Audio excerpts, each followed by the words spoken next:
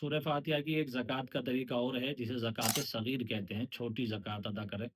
کسی آدمی کو باقاعدہ عامل تو بننا نہیں ہے، لوگوں کا علاج نہیں کرنا، ہاں اپنے گھر والوں کے لیے، ان کے گھر والے آئے دن بیمار ہوتے رہتے ہیں، یا اپنے استعمال کے لیے، یا اپنے گھر والے چند لوگوں کے لیے زکوٰۃ صغیر ہوتی ہے۔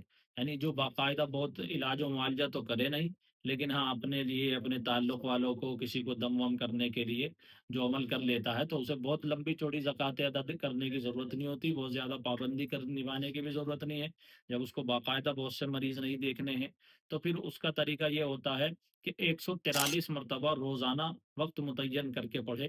یہ صرف ترک جلالی کے ساتھ اس کو کرے، اور 40 دن تک پڑھے۔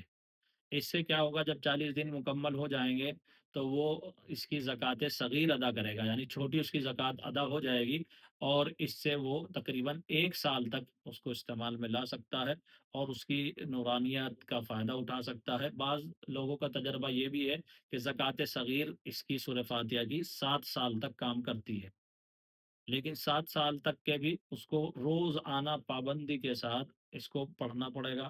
7 مرتبہ کم سے کم زکوٰۃ صغیر جو ادا کر دے، تو 7 مرتبہ روز آنا بسم اللہ کو اپنے ورد میں رکھے پابندی سے۔ اگر 3 دن کی ناگاہ ہو جائے گی تو اس کی زکوٰۃ پھر ختم ہو جاتی ہے، بے اثر ہو جاتی ہے، دوبارہ اس کو اثر نو زکوٰۃ دینی پڑتی ہے۔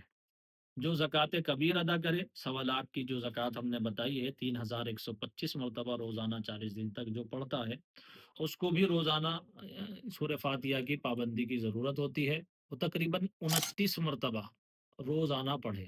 یہ اس کے کلمات ہیں، کلمات کی تعداد ہے۔